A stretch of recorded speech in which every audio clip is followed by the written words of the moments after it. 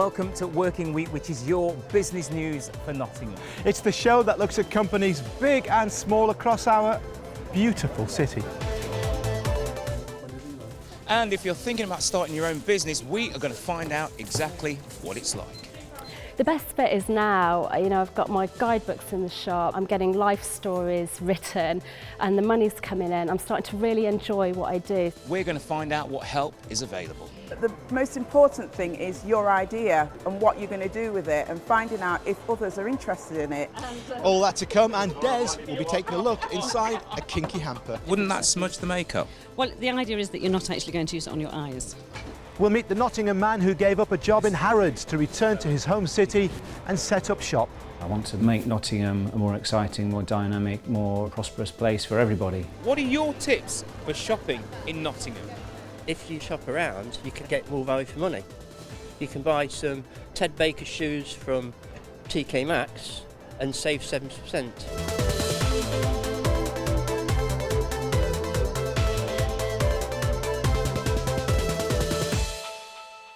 So let's take a look at someone with an artistic business. I think a lot of artists don't look at the actual starting out in business. I think they look at the creative side and just want to do what their heart tells them to do. Ingrid Pears from Hucknall has turned her talent for glassmaking into a worldwide operation.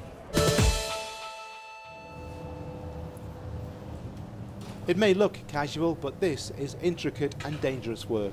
The glass has been heated to more than 1,000 degrees and if it's not worked properly, could explode at any time. Ingrid's been glassmaking for more than 17 years. From her base at the Thoresby Craft Centre in North Notts, she's built up a thriving business. All the pieces that we make go out to different galleries and stores around the world. We've got 45 UK galleries and around 15 overseas, but I also do a lot of work for the British embassies and the High Commissions around the world. But everything's made here, from the raw ingredients that you see on the table out to the pieces that you see in the workshop. Everything's free blown in crystal glass, so we gather all of the pieces out of the furnace. We do courses in glass, a lot of private commission work, and then we also supply stores and galleries. Although it's a business based on art, it's grown thanks to Ingrid's natural flair for entrepreneurship. I think that's part of my makeup with my family and everything, because they're very business orientated.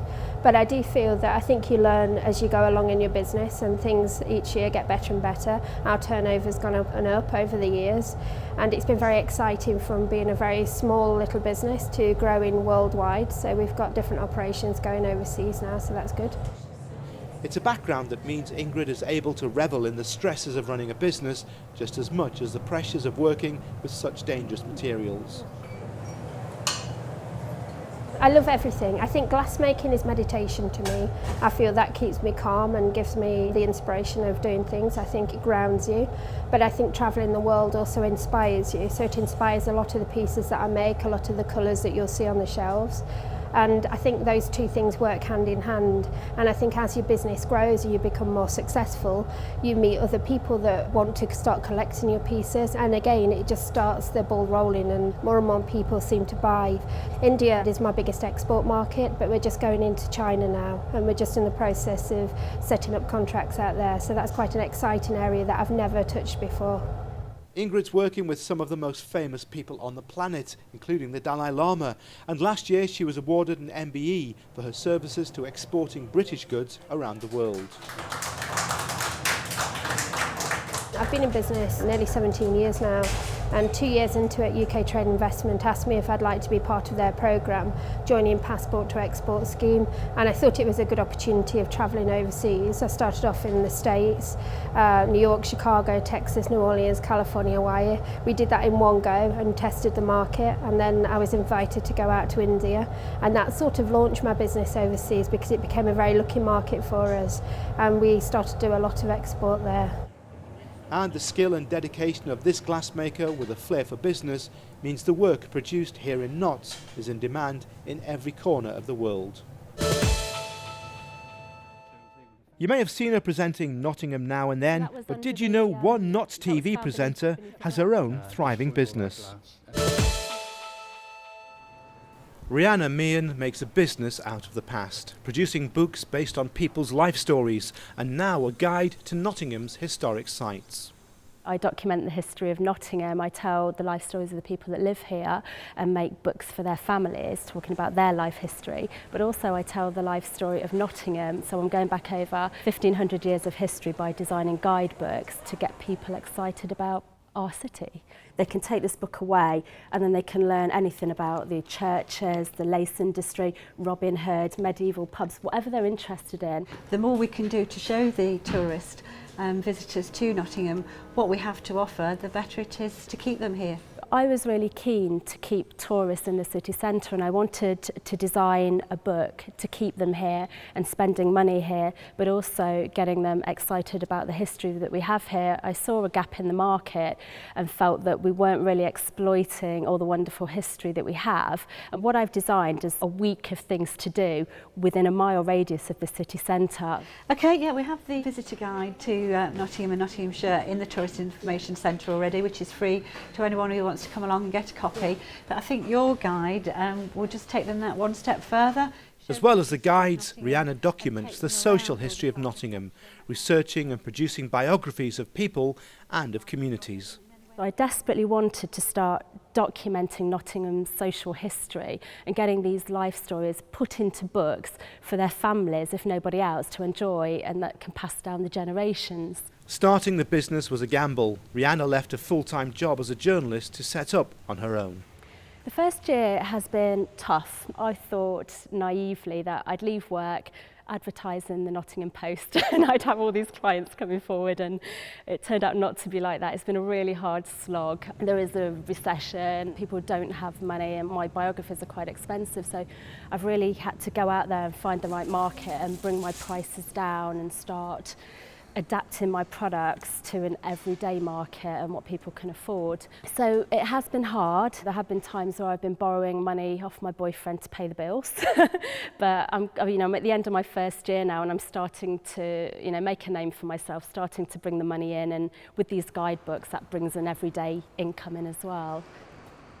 The best bit is now I've got my guidebooks in the shop, I'm getting life stories written and the money's coming in. I'm starting to really enjoy what I do. So what I set out to do, which was to document all these stories, I'm actually doing now. I'm not there chasing the trade anymore. You still have to do a bit of that, obviously, but it's actually starting to bear fruit now, and I'm starting to enjoy that part of my job, which is fantastic. So Rihanna's followed her dream and set up a business, but what if you've got a passion or a hobby and you think that might make a business too? What kind of help and advice is available? Well, Councillor Marcia Watson looks after jobs and growth for Nottingham City Council. And Marcia, what kind of help is there for people like Rihanna just setting up? There's lots of support out there. City Council is keen to encourage and start young businesses. There's MBV, there's also Renewal Trust. Both offer free advice, one-to-one support, mentoring, training. And we saw Rihanna setting up a business from her hobby. How do you know if you've got a hobby that it could actually be your business?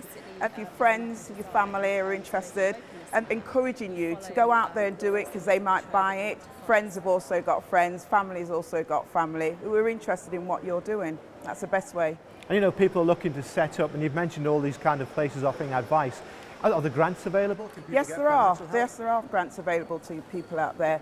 As I said, if they go to Nottingham City Council, we have an employment team who will give you the information and pass you on to relevant organisations and groups that are out there to help people start up. Time now for Des's favourite story so far. The Nottingham company selling erotic hampers. Well, this is a bit I've been waiting for. I'm getting ready for some kinky hamper. So, Wendy, you're a person I've been dying to meet because you're the creator of these kinky hampers. Well, actually, we prefer erotic to kinky. Kinky sounds a little bit too sleazy. We're not about sleaze, we're about having fun. So, what do you do with an erotic hamper? Well, an erotic hamper is something that you would take to the bedroom and have a little bit of fun for a couple that probably have been together for a while. Okay. And maybe it's got a little bit, I don't know, maybe just a little bit too long together. So show me what we do with Well, it. I think the first thing to do would be to open the champagne, don't you think? Set the scene. And then we might share some chocolates, which, for a woman especially, we do like our And chocolates, I know this, are an aphrodisiac, They aren't are indeed, yes, they are. So yes, there would probably be a little bit of feeding each other maybe of the chocolates. And the idea is that you dab this in here, Yeah. and then after a bath or a shower, you put it on each other. Do you? Of course, it tastes quite nice. The reason we chose the name is because the only thing that we don't supply is any sort of fresh fruit. Strawberries are an aphrodisiac as well, but we can't supply those, hence the name Just Add Strawberries. And I love the packaging. Thank You know, you. Let me yeah, show you the really. case closed, Love because the the case packaging. itself is gorgeous. Wow. Very, yeah. oops. Oh, there we go. Yes, I mean, That it is really stunning. is. That is stunning, isn't it? Yes, they really are a treat, and very well made, and perfect for under the bed. Behind you, I see you've got Behind. some other things as well. This is just for ladies. This is for a lady that's having an evening on her own. And I sold one of these recently to a gentleman that bought it for his wife who was turning 60. So you've got a lipstick there, haven't you? Well, it's not a real lipstick, it's actually a pretend lipstick. So why would you buy a pretend lipstick? Well, because ladies may have, occasion that they'd want to take something for a little treat for themselves and hide it in their bag. Are you like other entrepreneurs where you try before you sell? Well, that would be telling. Obviously, they've been tested. Tried and tested.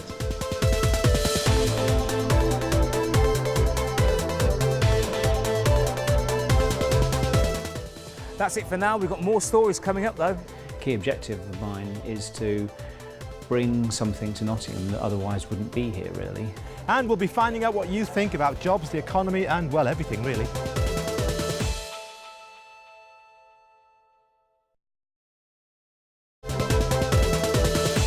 Welcome back. Now, we've had a fab time over the past few weeks mixing with the hubbub of Nottingham city life. And coming up, we'll be finding out how the council plans to put Nottingham back on the country's shopping map. I want to see a real balance between the two shopping centres being successful, but we've absolutely got to keep the independence. And we'll be meeting a woman who set up her own business after being made redundant and burgled. I think the worst bit is getting to know myself as an employee of myself.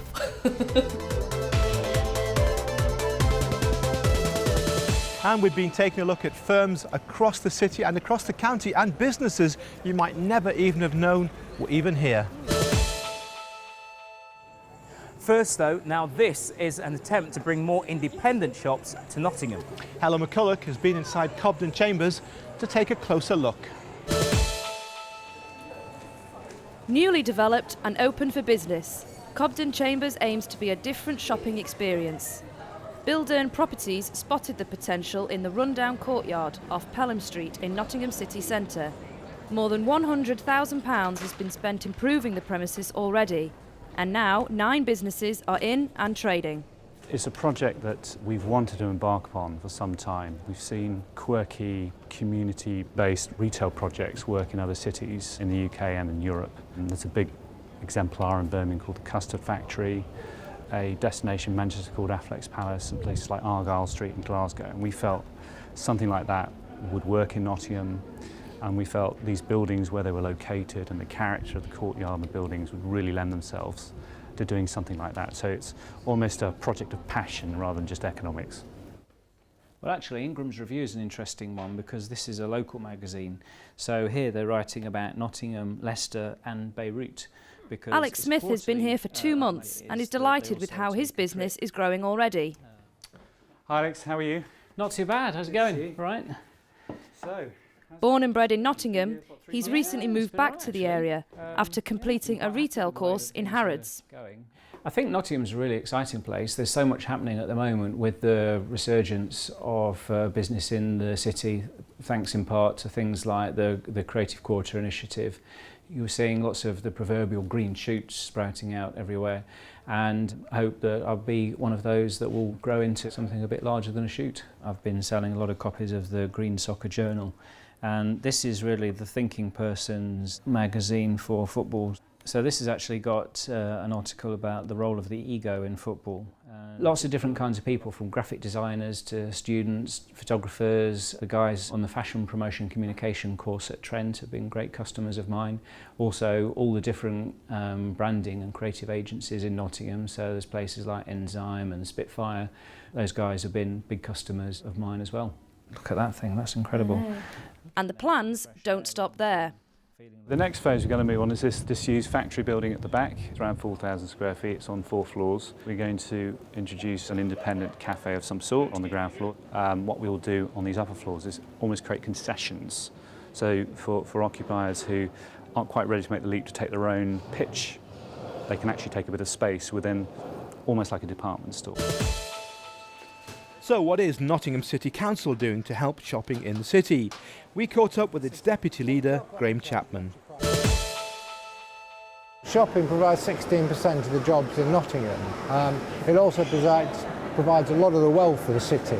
And therefore we've got to keep it going. I mean, we can't become too reliant on shopping, so we're trying to get an industrial strategy together, and we're also trying to sort of get the building sector moving. But retail will always be very, very important to us. So what are your plans then for retail in Nottingham? Have you got any developments? Yeah, well, the major thing is to get the Broadmarsh Centre moving, and until that happens, then we're going to have difficulties. But it is going to move. People are going to invest, and there'll be well over £100 million going into it, and that will help. But what we've also got to be careful of doing is avoiding what I think is happening in other cities, possibly in Derby, is having 2 great big shopping centres and it killing off the independents. And the big strength in Nottingham, a massive strength in Nottingham, is the number of independents compared with any other city in the country. We've got more outlets in Nottingham than Manchester. A lot of people don't realise that. And you know as well as I do, there'll be people going, well, it's you killing off the independents because of all the tram works and the road works and the car parking charges in the city. Well, the car parking charges are actually quite reasonable, and there's a great urban myth about our car parking charges, which people love. Every city, its media tries to pretend that car parking charges are the worst in the world, right? And ours actually aren't bad compared to a lot of others. What's also quite interesting is the number of cars coming into the cities increased. So is the number of people. What's called the footfall, the number of people coming into the shops, has gone up 3% year on year, despite the online shopping. So there's some hope. As for the tram, that is going to be temporary. In the end, the tram will be bringing hundreds of thousands of people into the city every year from the suburbs. So that will be a big advantage. It's just at the moment it's causing a problem. The other thing we're spending a lot of time on is trying to get the number of empty shops down, because that gives the wrong impression. It also attracts more people in if you've got shops that are full. And what is good is the number coming down by 2 to 3% a year. And we are looking at each shop and seeing what we can do with it, talking to the landlords, see if they can reduce their rental in order to encourage new businesses, even on short lets, because people will look at a shop and say, well, why can't some student come in and try and sell some of their designs? Well, that's what we're trying to do. A few years ago, Nottingham was, what, the 4th best shopping city? It slipped down the rankings. Why is that happening? Other cities caught up on us, and they built big shopping centres, like Liverpool and Manchester. The second thing is that they changed the basis for the figures, so they started throwing London in, so that London's now got 2 centres. So whereas we're 5th, if you had 2 London shopping centres, you then become 7th. But we have slipped a bit. We're on that cycle, and once we get Broadmarsh rebuilt, I think that will bring us back up again. So how would you like to see Nottingham, say 5 years from now, shopping-wise? I want to see a real balance between the 2 shopping centres being successful, but we've absolutely got to keep the independents going. And we've got to keep encouraging the independents, because it is the independents that will be the difference between online shopping, sitting on your backside in front of a computer and wanting to go out in the city centre. It won't be the bog standard national retail outlets.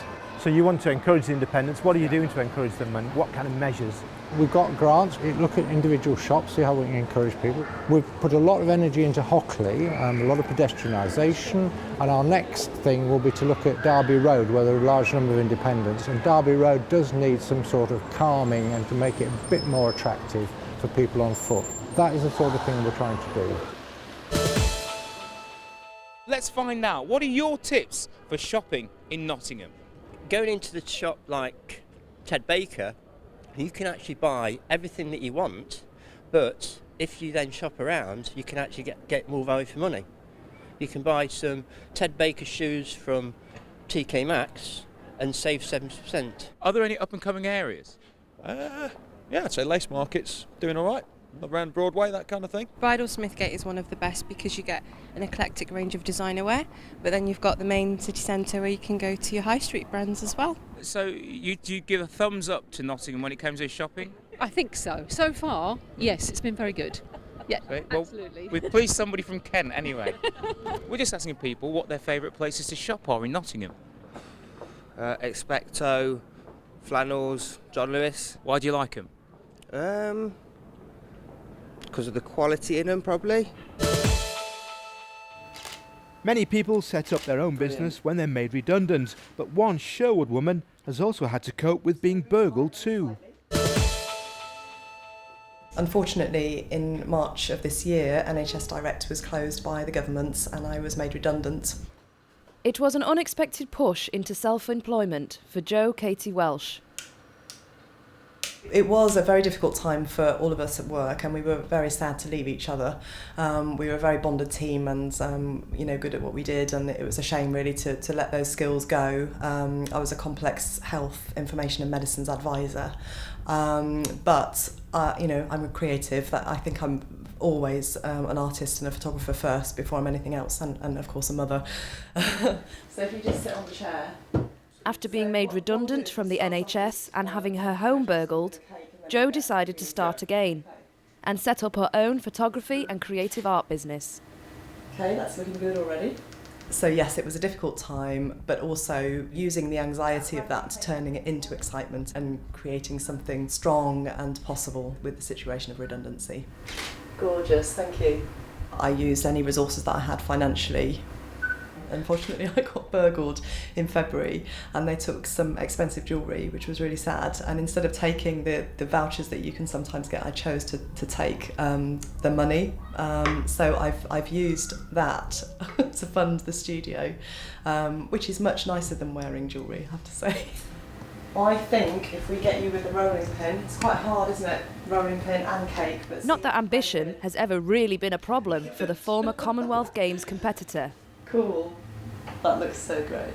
I swam for Nova Centurion and I was coached by Bill Furness, who also coached Rebecca Adlington. That was a very strong time in my life as well.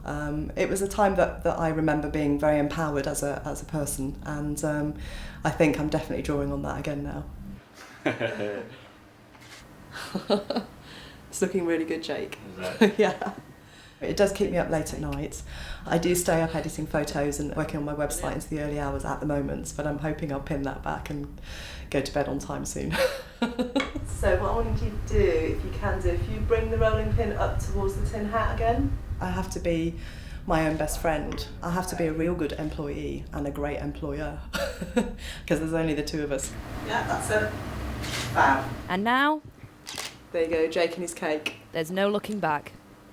When I was in the Market Square promoting my work, I was getting a lot of inquiries from mums with either young families or grown-up families that want to mark this time, as a family. So at the moment, that's what I'm getting. And what's been the best bit so far? I feel that I'm really living from my authentic self. So I'm being very authentic. So I'm not just going to work and doing admin or an office job. I'm actually really thinking about what it is I want to give to the world. Who am I? What is it I really do? How do I really want to make a living? And that's really exciting. Yeah, and don't forget you can catch all of our programmes on YouTube. Just type in Working Week Notts TV. Do you get the impression we're going? Yeah. And don't forget you can reach us on news at workingweektv.com. See you next time. Right, where's the bar? Yeah, it's over there.